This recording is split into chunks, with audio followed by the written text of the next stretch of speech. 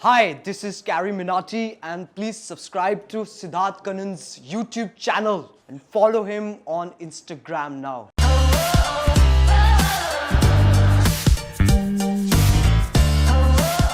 यार एक चीज इंडियन गेमिंग सीन पर जो एक बात जो तुम्हें अभी तक खटकती है भाई, तुम कहते हो यार ये होना चाहिए तभी हमारा जो गेमिंग का लाइफस्टाइल होगा या गेमिंग सीन होगा अलग लेवल पे जाएगा, वो क्या है? आई फील अभी भी ना क्या कहते हैं gaming as such mainstream नहीं है। जैसे मूवीज मेन स्ट्रीम है, सॉन्ग्स मेन स्ट्रीम है, गेमिंग इंडिया में एज सच मेन स्ट्रीम पे नहीं है। मतलब इतने लोग उसको रिकॉग्नाइज नहीं करते उस लेवल पे आई थिंक।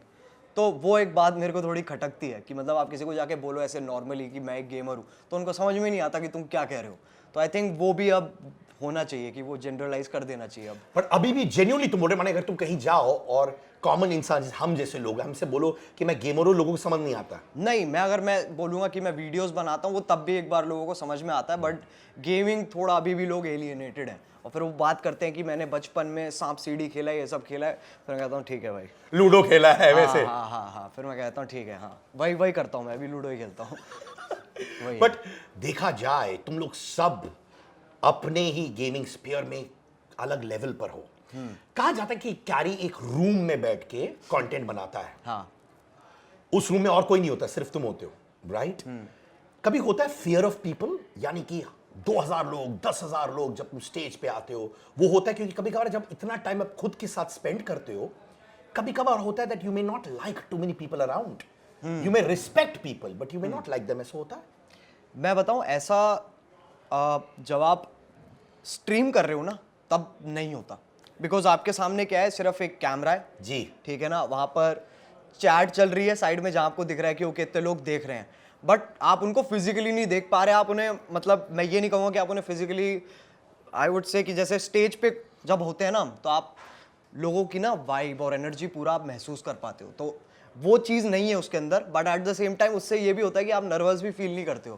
तो आई फील कोई भी चाहे इंट्रोवर्ट हो एक्सट्रोवर्ट हो, ठीक है, अगर कोई स्ट्रीम करता है तो वो फेयर नहीं रहता है। बट जब आप स्टेज पे जाते हो वो अलग ही गेम है, वहाँ पर पूरी नर्वसनेस होती है, ऐसे हार्ट धक धक धक धक। तुम्हारा होता है जब स्टेज पे होती है? मेरी बहुत जोर से होती है। जब मैं आई थिंक मैं 17 का था जब मैं फैन फेस्ट पे गया था, वो पहला था, और बाप रे बाप वो बिल्कुल ऐसे था कि धक धक धक धक धक धक धक धक धक धक धक मेरे हाथ हिल रहे थे उस वक्त स्टेज पे खड़े होके, और कुछ समझ में नहीं आ रहा था। जब तक पूरा खत्म नहीं हो गया तब तक सुन होता दिमाग कि मैंने क्या किया क्या नहीं किया। पर अभी भी अगर मैं तुम्हें छोड़ दूं एक स्टेज पर 10,000 लोगों के सामने, नहीं, अब मैं इतना, आई होप मैं अब इतना नहीं होऊंगा। अगर मुझे पता है कि मेरे को करना क्या है स्टेज पे, ठीक है, तो मैं इतना नर्वस नहीं होऊंगा। अगर मैं ब्लैंक हूं, मुझे पता ही नहीं है क्या करना है, तो मैं नर्वस होऊंगा, ऑब्वियस सी बात है। बट कैरी, जब तुम किसी को रोस्ट करते हो, थॉट प्रोसेस क्या रहता है? कोई वीडियो तुम्हारे सामने आता है, तुम बोलते हो बाबा बच के रहना वैसे, या बहुत एनालिसिस करते हो कि इसकी वाट लगानी है, इसकी ये करनी है, क्या होता है? मतलब हर चीज़ के ना ऐसे बीच में एक लाइन है, ठीक है, वो लाइन ढूंढना बड़ी मुश्किल है। तो इट्स मोर लाइक कि जैसे ना खुदाई करते हैं तो तेल निकलता है, तो खुदाई करनी पड़ती है बहुत सारी, तब जाके थोड़ा सा तेल निकलता है, और फिर वो एक तेल की बूंद मिल जाती है ना तो थोड़ा कॉन्फिडेंस आ जाता है कि हाँ चलो और खोदते हैं शायद मिल जाएगा, तो फिर और खोदते जाओ फिर तेल मिल जाता है। ऐसा सिस्टम चलता है। मतलब बहुत ज़्यादा दिमाग लगाना पड़ता है। आई थिंक आधा टाइम इसी में ही जाता है कि बनाना क्या है, रादर देन कि भाई क्या अब बना रहे, इसके अंदर क्या क्या करना है, बिकॉज वो तब भी एक बार को ईजी पार्ट है, लेकिन बनाना क्या है, स्टार्टिंग वाला जो पार्ट है ना, वो बहुत स्ट्रगलिंग पार्ट रहता है। इनफैक्ट बहुत से लोगों ने मुझसे पूछा कि कैरी मिनाती इतने कम वीडियोस अब क्यों अपलोड करता है, ऐसा क्यों? क्योंकि अब नॉर्मली भी जैसा कि मैंने कहा, अब क्या है कि बिकॉज अब ऑडियंस क्या है ज़्यादा है, तो उस वजह से क्या है कि आई वांट कि सबको पसंद आए। तो उसकी वजह से मैं जो नॉर्मली जैसे पहले जिन चीज़ों पे वीडियो बनाता था, बहुत लोग क्या है कि वो टॉपिक उनके लिए एलियनेटेड है और उनको वो समझ नहीं आएगा, तो मैं उस पर एज सच बना नहीं सकता। तो मेरे को एक ऐसा टॉपिक चाहिए जो सब जिस चीज़ से रिलेट करे, जो सबके लिए, मेरी पूरी सबके लिए रिलेटेबल हो, तो मेरे को वो टॉपिक लेना पड़ता है। तो उसके चक्कर में उसको ढूंढने में, फिर उसको कैसे करना है, फिर क्या कहते हैं, अब बिकॉज नई नई गाइडलाइंस आ गई है, सारी चीज़ें आ गई है, तो उस वजह से भी देखना पड़ता है। मेरी वीडियोस के 3 ड्राफ्ट बनते हैं अलग अलग। तो पहली ड्राफ्ट चलती है जो बिल्कुल अनसेंसर्ड होती है, फिर एक आती है जो थोड़ी और सेंसर्ड होती है, फिर तीसरी होती है जो हमारी जाती है वीडियो। तो वो पूरे प्रोसेस में टाइम लग जाता है। यार जब तुम्हारा वो वीडियो जो probably the highest viewed video in the world था, right? Am I right? जब ऑफलोड किया गया था, मेरे को वो पता नहीं है बट इट वाज, हाँ ठीक है, it was very highly viewed. Let's हाँ put हाँ it. हाँ हाँ। You were very upset at that time, right? At that time मैं बहुत मतलब कंफ्यूज था, मतलब मैं ऐसे था, मेरे को समझ नहीं आ रहा था कि क्या हो रहा है।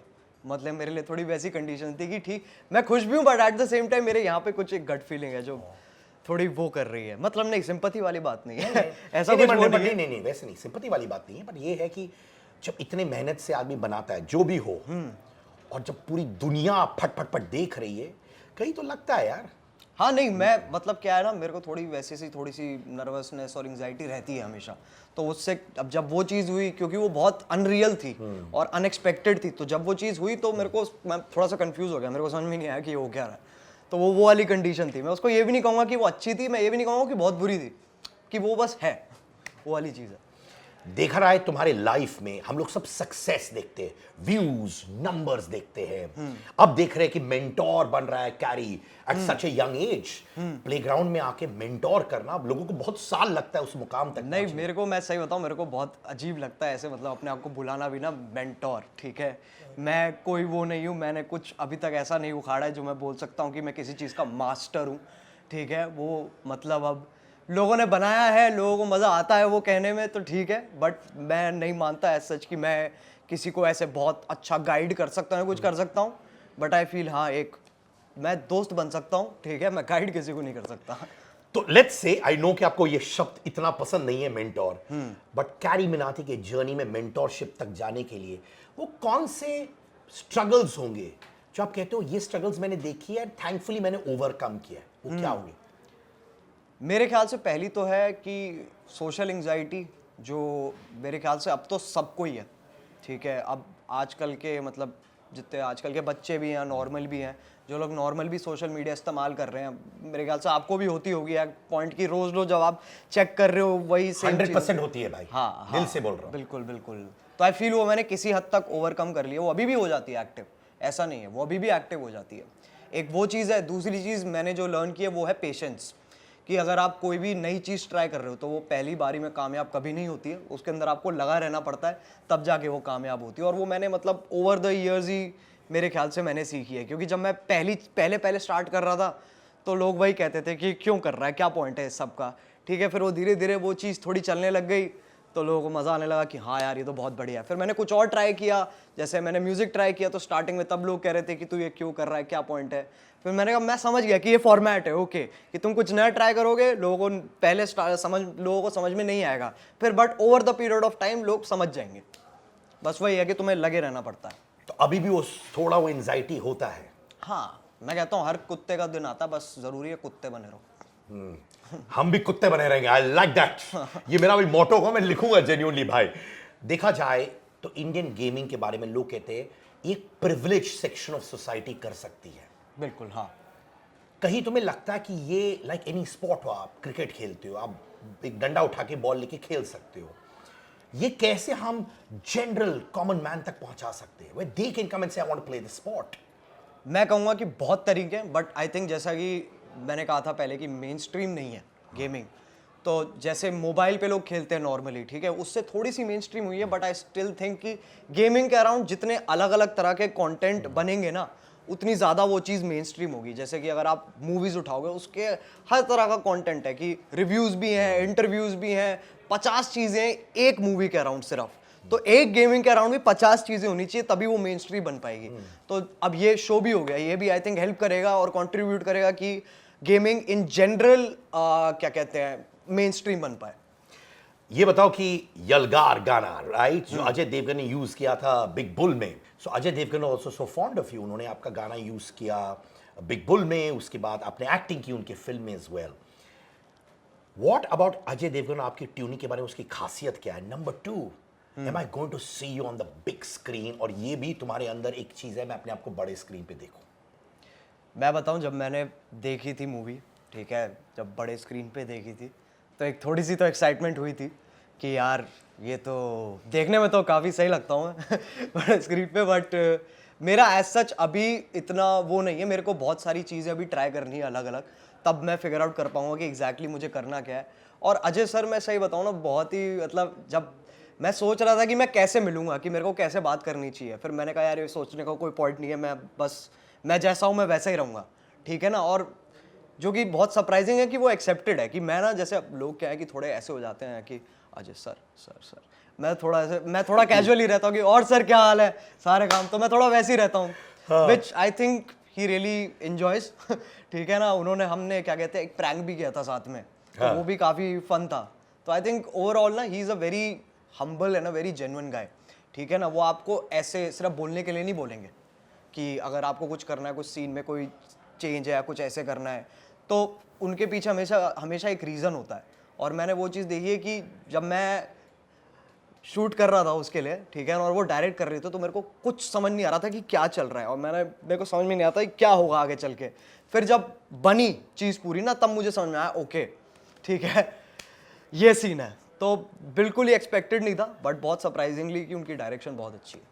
प्लेग्राउंड में अगर मैं बोलूं एक और गेमर तुम कहते काश मेरे साथ टक्कर में होते बिसाइड्स द 3 दैन मैंने नेम किया, वो कौन है? मैं सही बताऊं तो मेरे को अपनी स्क्वाड चाहिए थी। यहाँ पे जो मतलब जिन लोगों के साथ मैं यूजुअली खेलता हूँ, बहुत लोग हैं।